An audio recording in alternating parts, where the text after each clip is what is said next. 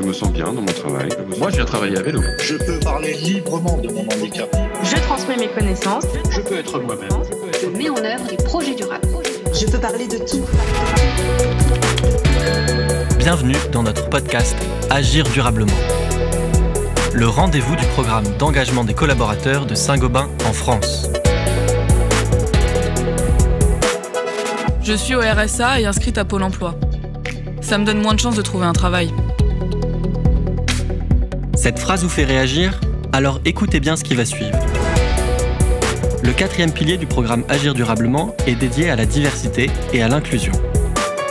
Le thème d'aujourd'hui concerne les personnes dites éloignées de l'emploi, un sujet vaste qui induit encore trop d'a priori.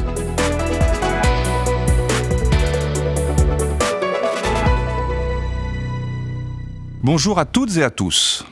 Il existe dans notre groupe de magnifiques histoires d'intégration de collaborateurs qu'on qualifie, avant leur embauche, de personnes éloignées de l'emploi ou encore de personnes en insertion. Nous avons, bien sûr, une responsabilité dans l'accès à l'emploi de ces publics, allocataires du RSA, chômeurs de longue durée, personnes en situation de handicap, entre autres, mais ne nous trompons pas. Ce n'est pas qu'un devoir de grande entreprise, c'est aussi et surtout une démarche sociétale et humaine, parce que chacun peut avoir dans son parcours professionnel un moment plus difficile, une période de doute. Cela compte bien sûr dans un parcours, mais cela ne qualifie pas la personne et encore moins sa motivation et son enthousiasme. Je pense par exemple à Souleymane qui est arrivé de Guinée à 17 ans, sans diplôme et sans parler un mot de français, et qui est devenu magasinier chez Point P à Grenoble. Vous avez peut-être déjà lu comment, à force d'envie et de courage, il a pu apprendre le français, passer un CAP, puis suivre une formation logistique avant d'être accueilli par une équipe Point P aux petits soins, mais aussi et surtout admirative de son engagement. Voilà typiquement un très bel exemple de tout ce qui est fait par notre groupe pour accueillir un talent, quel que soit son parcours, quelle que soit son histoire. Ce qui intéresse Saint-Gobain depuis toujours, ce sont les personnalités, les valeurs et l'engagement.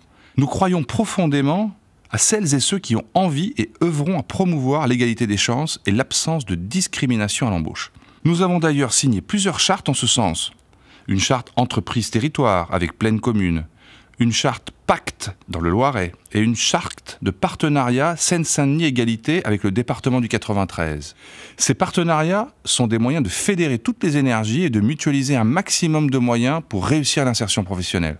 Concrètement, parmi les actions menées, nous montons des projets de passerelles métiers qui nous permettent d'accueillir des stagiaires dans différents métiers. À Paris, Rennes, Tours et Strasbourg. Nous travaillons également avec l'association Codico pour permettre à des réfugiés d'entrer dans le groupe. Nous avons également des actions spécifiques pour l'insertion des jeunes en partenariat avec le ministère du Travail. Les chiffres le prouvent. Les collaborateurs qui ont été embauchés alors qu'ils étaient en situation d'insertion se sentent particulièrement en confiance et restent longtemps dans l'entreprise. Aujourd'hui, c'est une autre histoire que nous allons découvrir ensemble. À mes côtés, Mario Teixeira, chef de groupe logistique, et Toufik Jakjouk, chef d'équipe logistique, tous les deux à la plateforme bâtiment de Saint-Denis. Mario, bonjour. Racontez-nous l'arrivée de Toufik à la plateforme il y a bientôt 3 ans. Oui, bonjour. Nous étions en pleine recherche de conseillers. Toufik s'est présenté pour un stage. Il n'y avait pas d'obligation derrière de l'embaucher, mais on a été bluffé par son implication, son engagement, son sens du travail bien fait.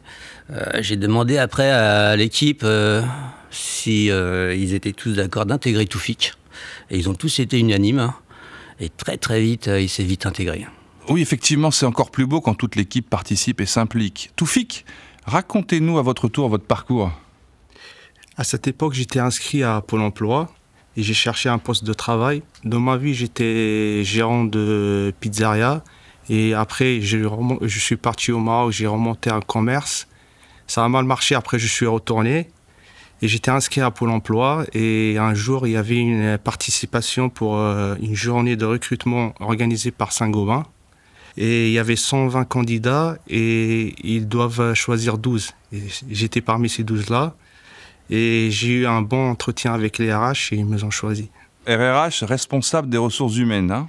Exactement, oui, c'est ça. Et après, j'ai passé un CACES et j'ai fait une formation, un stage de 3 semaines, dont 2 semaines à la plateforme de Saint-Denis. Ensuite, Mario m'a engagé en tant que conseiller service pour un contrat de CDD qui est devenu un CDI juste derrière. Et après, en septembre 2021, je suis devenu chef d'équipe logistique. C'est un super parcours, et puis en plus, avec une évolution très rapide. Mario, est-il courant que ça aille aussi vite ? Alors j'avoue que le parcours de Toufik, il est assez exceptionnel, hein. C'est d'autant plus méritant qu'il est arrivé en pleine période de crise de Covid, hein. On a été plongé directement dans le bain en intégrant un site de préparation pour pouvoir livrer nos clients au plus vite. Là, on a vu dans ces situations, on a vu l'envie qu'il avait de s'intégrer, de participer dans ces moments difficiles, hein. Et vraiment, c'était chouette, quoi. Oui, c'est vrai que quand on a une situation exceptionnelle à gérer, on voit tout de suite ceux qui sortent du lot. Et en fait, cette culture de l'intégration et du développement de chacun, c'est une valeur très forte dans l'ensemble du groupe Saint-Gobain. Toufik, qu'est-ce qui a fait la différence dans votre parcours, selon vous? J'ai toujours travaillé avec l'envie de bien faire les choses. Je veux toujours bien finir la tâche et de terminer bien le travail. Ça fait partie de mes valeurs et c'est comme ça. Mario, quant à vous, qu'est-ce que vous avez observé chez Toufik de tout particulier? Et il ne le dira pas parce qu'il est humble, hein, voire même trop humble, hein. Mais il s'est distingué par son implication au quotidien, son sérieux, sa rigueur. On a vite remarqué qu'on pouvait lui confier des tâches supplémentaires. Il était très organisé, c'est naturel chez lui, hein. Et surtout, hein, ce qu'on retient, c'est que c'est son envie du travail bien fait. En tout cas, merci à tous les deux pour ce témoignage. Je pense que tout un chacun comprendra bien qu'au travers de ce bel exemple, l'envie et l'implication créent rapidement les bases d'une confiance mutuelle sur laquelle on peut capitaliser et construire. C'est toute l'importance en fait d'une intégration réussie dans le groupe, que l'on entre au sein de notre entreprise en qualité de stagiaire ou via un contrat de travail en CDI ou en CDD. Et nous voyons que le parcours importe moins que la personnalité et les qualités et les valeurs des jeunes qui rentrent chez nous, ou des moins jeunes d'ailleurs, et ce qu'on appelle, avec cet anglicisme, les soft skills, c'est-à-dire les qualités intrinsèques des personnes. Donc avec nos 2200 sites partout en France, clairement, nous avons tous un rôle à jouer pour permettre l'insertion de ces profils dits éloignés de l'emploi, mais qui sont souvent de vrais beaux potentiels pour toutes nos business units, dans la distribution comme dans l'industrie.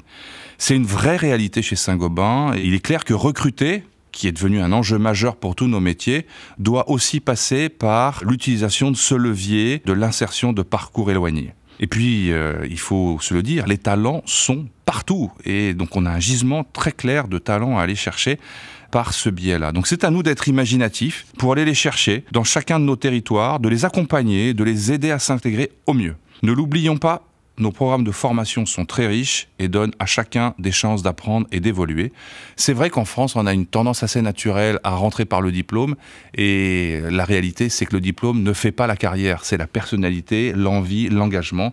Et donc, il faut faire rentrer tout type de profil, et ensuite, charge à nos équipes RH d'offrir des parcours de formation adaptés pour que chacun développe son potentiel du mieux possible et soit heureux dans son activité professionnelle. Donc je compte sur chacun de vous pour créer toujours plus d'occasions de donner toutes leurs chances à tous ces profils. À très bientôt sur nos sites. On vient de l'entendre, la diversité et l'inclusion concernent tous les profils. Dans un contexte de l'emploi tendu pour nos métiers, chaque opportunité doit être saisie. Les personnes en insertion sont un vivier riche et prometteur de candidates et candidats qui ont de belles choses à apporter au groupe. Et réciproquement. Le programme Agir durablement permet à chaque équipe, à chaque collaborateur de proposer des actions pour une insertion plus ouverte, plus diverse. N'hésitez pas à réagir et à partager votre avis. Rendez-vous sur le Yammer Agir durablement.